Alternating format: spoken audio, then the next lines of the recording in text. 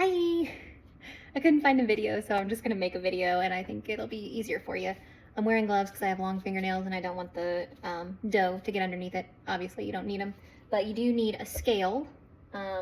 This is just I think it's called a Dutch hook or Dutch whisk. You can use a regular whisk, you can use a spoon, you can use your hands, you can use KitchenAid, whatever you want. So I'm going to first off feed my dough, which, so this would be like if you took it out of the fridge and let it get down to room temperature and you've got to feed it. I got quite a bit in here, but so there's no exact measurement. It's just consistency. So some recipes you'll see, they'll tell you like a certain amount of grams or something, but it's really just about eyeballing it. So I just put a dollop of water in. Mine might be a little bit more since I have more starter in there, but I just put some water in. I kind of scrape down the sides just to clean it up a little bit. And this is just preference. You can put the flour in at the same time as well if you want. So anyway, so it's real thin right now. And then I just keep 1/4 of a cup flour, and I just take a scoopful, not measured, in there and stir it until it becomes, see, this is still a little too runny. Whoopsies. So I'm gonna add just a little bit more flour. You want it to kind of look like a biscuit dough, like not completely dry, like coated in flour, but you want it to be sticky. So like that's a good thick, it could even stand to be thicker, but either way, you're just feeding it at this point. You're just basically giving it what it needs to ferment. So then you would set this with the lid just loosely on your counter. Usually I do this at night and then I'll come back the next day. There's really no time frame. If it's during the week, I'll make the bread after work, but not a big deal. So then to make the dough, I will take a real clean bowl. Just kidding. I make dough in this, so it just, if you have dough, like old dry dough, if you let it dry in the bowl, usually it comes off a lot easier. But anyway, so I take a bowl and I take my scale, clear it out, 100 in grams, zero it out. I have another jar of starter that I'm going to use. So this is, you can tell it's ready because it's real bubbly and it rose. So like this one initially was around here and then I fed it and then it rose up to here. Oh, and let me show you the water test.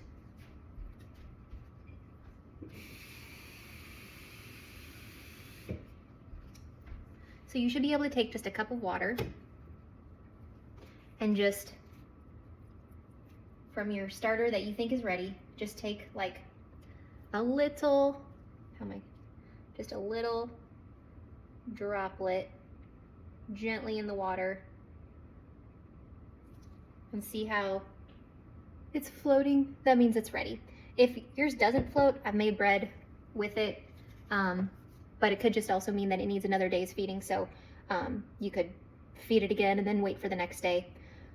Also, well, I'll tell you about discarding later. But anyway, okay, so back to making the dough.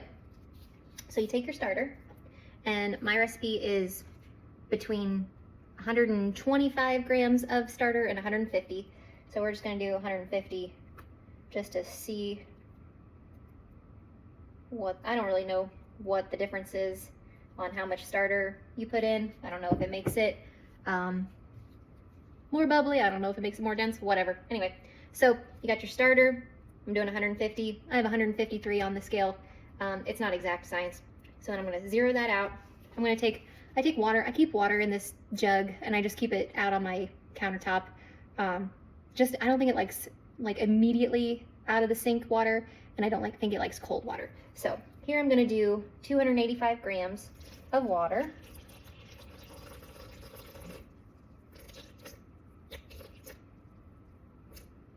Also not a science. You'll learn that if you can add more or less water depending on how sticky or dry your dough is. So I got 285 grams of water. I'm gonna do 10 grams of salt.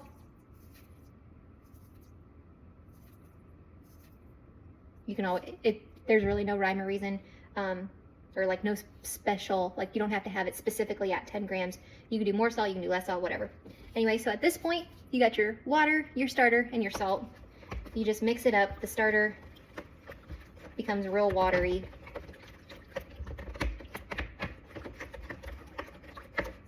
So it's right back to a liquid. I got old dough in here from a loaf I just made, so just ignore that. And you're just gonna, you know, add that to it. Okay, all right. And then now we're gonna clear out the scale and add 500 grams of flour, which I might, hopefully I have enough of, we'll see. So we need 500, and we don't have enough, hold on. Oh, also, did I say you want bread flour? Unbleached, just, it all says bread, or, well, the one that you want say bread on it, so, not a specific brand, I don't care about that, just bread. Lauren's been trying like some wheat flour or something. I just get this bread flour. Okay, and so we are at 277. Oh, I just got flour on my shirt.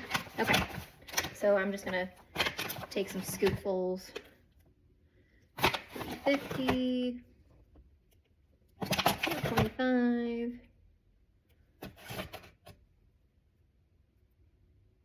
Take a little off. Perfect. All right. Okay, so now I just added my flour. I'm gonna take my wooden spoon, or whisk, or dough hook, or KitchenAid. And if you use a KitchenAid, just use your dough hook, and it'll come together. It might seem like it won't, but it will. So then you just stir.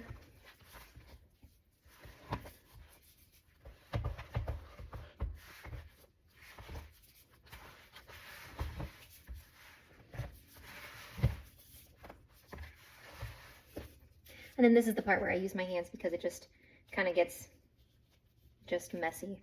So clean off my hook. All right, and then I just take it, and there's no knead it until this amount or anything. It's just really, I'm just trying to get all the flour from the bottom of the bowl incorporated into the dough. So I'll like flip it over and just keep moving it. It's not going to become tough or anything if you sit here and work it. So there's no error here. Okay, so then you got this like ugly, shaggy, the influencers say shaggy a lot. Got this shaggy dough, and it's gonna look ugly for a bit, but I just kind of form it into a ball. And then if I got any flour still down there, I'll grab it again. Okay, so then you take a wet towel, any kitchen towel, anything, keep it pretty wet, but not like dripping obviously, and then you cover it for 30 minutes, and then this is a different one I just made. It's not ready yet, it hasn't been 30 minutes, but this is the part where you will see so many videos that say, oh, it's so important to stretch and fold every 30 minutes, sit for 6 hours or 3 hours every 30 minutes. Like, screw that. Just stretch and fold. Like, sometimes I'll stretch and fold once and then go to bed. Sometimes I don't stretch and fold. If I make it earlier in the day, I might walk past it and be like, why not stretch and fold? Okay, so your stretch and fold is where you just take the dough and you take it all four corners or whatever of a circle, and you're just gonna pull it. And then you're gonna, this one is not, it hasn't been sitting that long, so it's not that stretchy. And then you're just gonna fold it over. And then you're gonna rotate, grab that other corner, fold it over. But also, so that's the typical stretch and fold. Pull aside, fold it over. But also, here's what also doesn't matter. I'll just give it a little shake and stretch it gently. You don't wanna rip it. But I'll just sit here and shake it to where it stretches, and it's fine. I'll just keep going like this, and then I'll roll it back up into a little ball. And then it's good. Cover it up.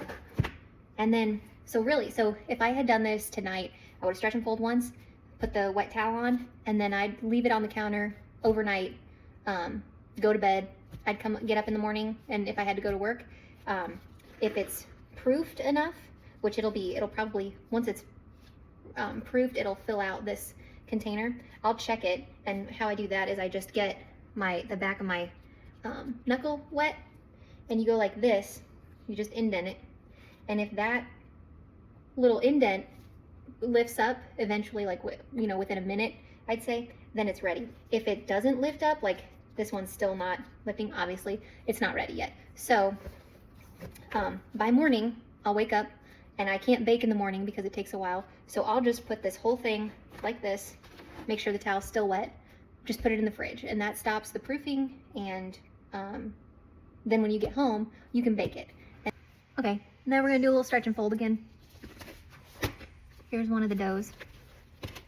So you're just gonna take it, lift it up, fold it over, pivot, grab the other corner, pull it, fold it, rotate, pull it, fold it. And then really this is where I just kind of just do my own stretching and folding. Gets the job done. See how it's already more smooth? That's what it'll do with the proofing and the folding. Okay, there's one. Here's another loaf. See how this one still looks a little shaggy? Just gonna stretch, fold, stretch, fold.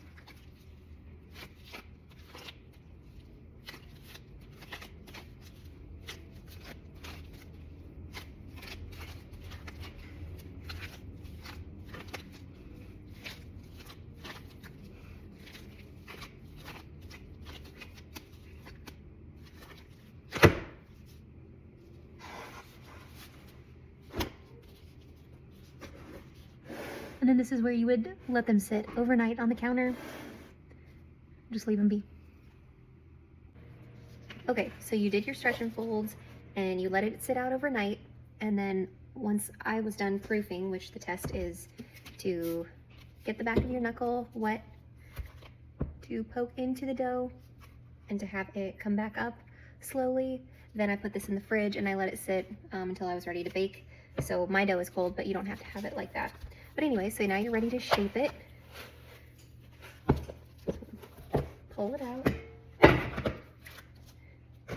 And then shaping is really just pulling it into a tight ball. It doesn't have to be perfect. You don't have to have this mat. You can just do it on your counter. But you basically want it to be a tight, round ball. The bottom can be pinched together. If you don't have one of these, you can use parchment paper in the bottom of your Dutch oven. But anyway, so I put it on here, and you can shape it again on this to get it more perfect. Now, I have a tool that's called a lame, but you don't have to use it. It's just like a razor blade, and really, you only use like the corner of it anyway. So if you don't have it, you don't need it. You can use a knife. And for simple designs, I would just make one cut, kind of half circle, but then see how it's split open? I would go back in 2 or 3 times and keep it to where it's a nice large cut, because then you'll get that nice ear, so you can see that. So anyway, so that's what I'm gonna do for one. I'm gonna put it in the Dutch oven. Now, I'm not an expert on keeping the bottom from burning, so we'll tackle that in a minute, but I do like to take my water bottle and just spray a shit ton of water in there. Some people put ice cubes in it. You can try it. I don't really know what that does, but anyway, so I will put this in the oven, and my oven's set at 440, and this will go in for 40 minutes. So I'll do another loaf so you can get another visual. Here's another loaf that I have in the fridge that's proofed. So I'm just gonna take it, and you're just kind of pulling to where it rolls.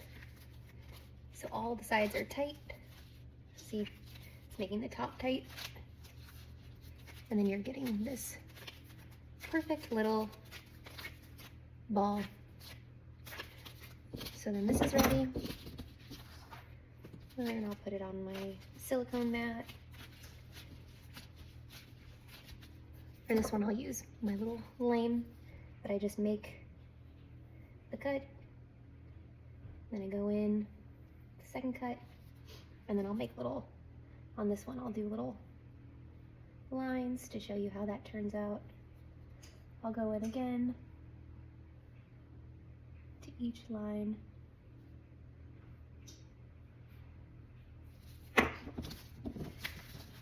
So that's what my dough ball looks like.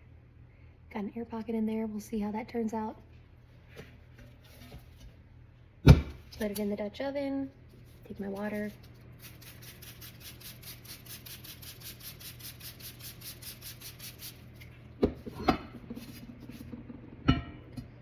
And then we'll put these in for 40 minutes on 440.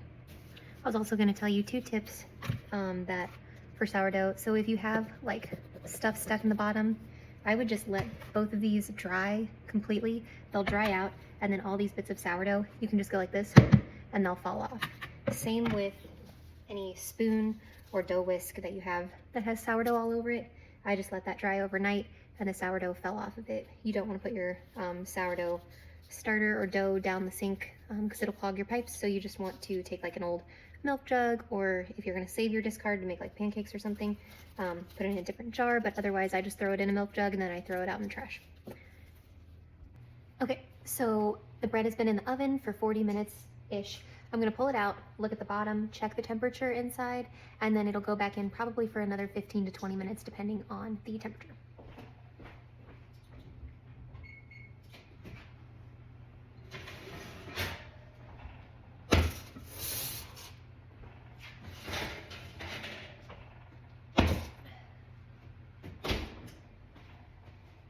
Okay, so these are going to be really hot, just so you know, because I burnt my hand. Okay, so here's one. It's not fully cooked yet, but what you want to do, it is very important to have a thermometer. So you're going to stick it in the center and check the temperature.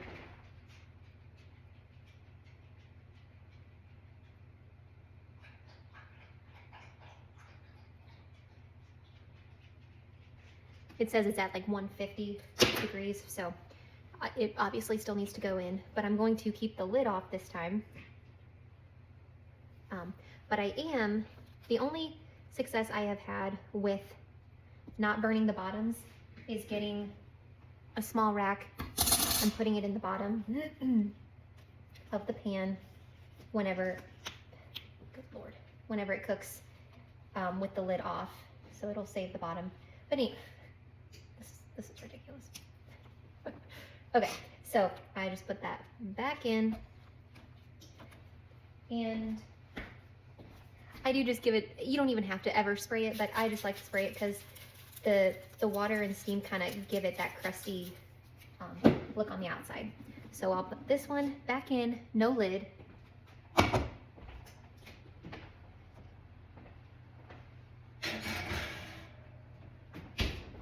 And we'll check on this one. See, this is where the lines are different, and it just takes experimenting. This was the one cut with a knife, so it might not have been deep enough, so maybe you do want to get a lame, but we'll check the temperature on this one.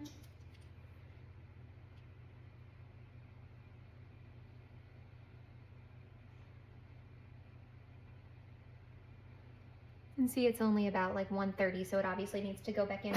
The temperature you do want to get it at is, I shoot for 200 and above. Usually I like about 205.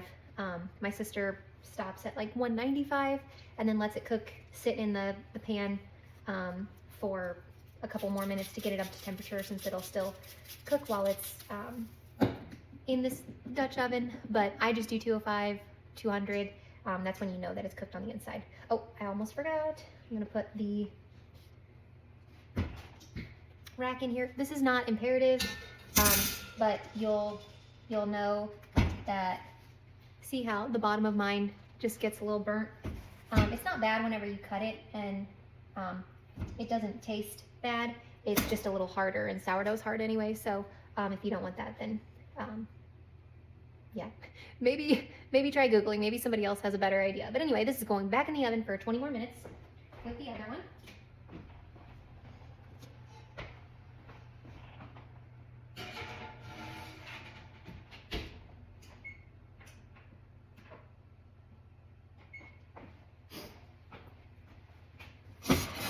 Always have to put the hot pads on these because I burnt myself one time by grabbing it, so that's not fun. So learn from me. Okay, we're gonna pull them out of the oven now for the second time. They've been in there for 20 minutes.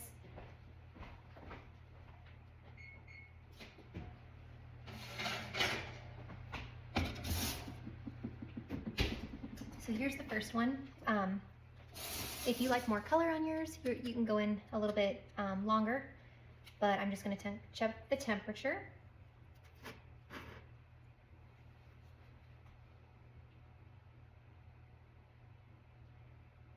And my oven sucks, so sometimes, like, it's around 185 right now, so I probably will put it in just a little bit longer, especially because it's not too brown on the outside. But like I said, to get more brown, I just spray it with water, and it kind of heats up. So I'll put this back in the oven just for a couple minutes, and then let's check on the other one.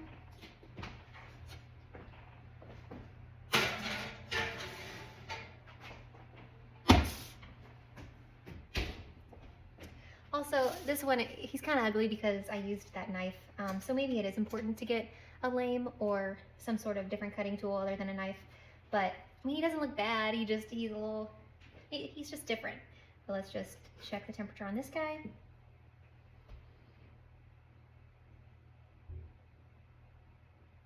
This guy's at about 175. So again, I'm just going to spray him, put him back in the oven. But I will show you the bottom, just so you can get an idea of how it kind of saves the bottom with the wrap in there. So back in the oven until you get that desired temperature.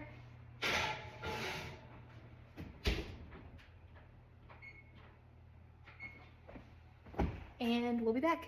Okay, this should be the last time, hopefully. Turn part-time. Okay, better color.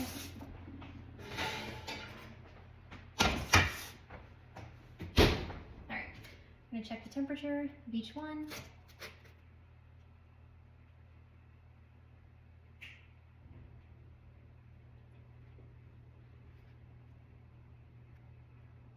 They are good to go. You'll see the bottom. And that's the final product. They're not the cutest I've made. Not sure what went wrong, but that's the joy of sourdough. Okay, my next little tidbit that I was going to also share is what it looks like when you pull it out of the fridge. So I've had these two in there for probably 6 months. I mean, they look nasty. So I just keep them in a tight container in the fridge. This is just my starter. So what you would do is, and I just wanted to show you how disgusting that looks. If there's no mold or like white spots on top, the black is completely fine. It's just the fermentation, so it's just hooch. It smells like hooch, so that's totally fine.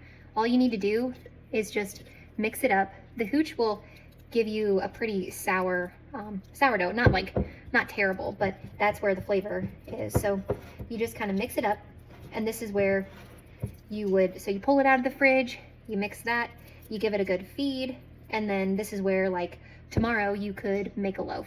I'm just going to feed these and probably let them sit out today and then put them back in the fridge. I'm not going to make a loaf, but I just wanted to show you, like, this is another one that was in my fridge. And see, this one, yeah, thought there was mold, but there's not. So it's got a lot of hooch on the top. You can see that liquid down at the bottom. But yeah, nothing's bad with it. It's just been sitting there for a while, and so it's kind of separated and made the hooch on top. So again, that's just flavor. You just stir it up and feed it, and then when it's ready, you can do your water test or whatever, but when it's ready, you just bake it again, or, you know, do the steps. So hopefully this helps. Again, remember, don't put any of your discard starter down the sink or it'll clog it. And when you have like a spoon like this and there's a whole bunch of starter on it, I just lay it on a paper towel, even though it's gross and ugly on the counter. And as soon as it dries, it'll just flake off. So again, I'm just gonna feed it real quick. I'm just gonna do a splash of water in each. And I like to stir my water and my starter before I put my flour in, just to kind of clean the edges and get everything real thin and mixed together. Also, if you pull this out of the fridge and there's like mold on the rim or anything, just put it in a new jar. I have multiple jars in the cabinet that I just keep. But as long as your actual starter is not molded, then you're totally fine. So, yeah, so back to stirring this. Again, I don't measure. It's all about consistency and getting that biscuit dough. So you can see it's like basically like water right now. So I'm just gonna come in with my bread flour, take a scoop, throw it in, stir.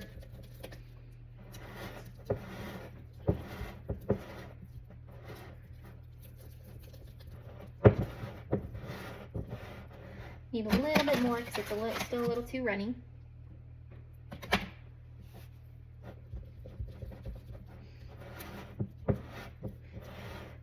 You'll see some blogs where their dough or their starter is a little thinner than mine, but I've always had really great success with thick starter. That's like, doesn't drop a lot and is very thick and like biscuit dough-ish. So anyway, so I just do that. That one's fed. You can put a rubber band around it like this one if you want to watch how far it rises. So like on this one, add my flour.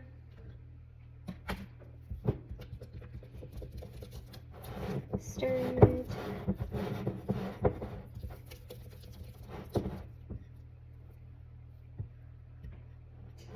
Okay, just laying my spoon down to dry.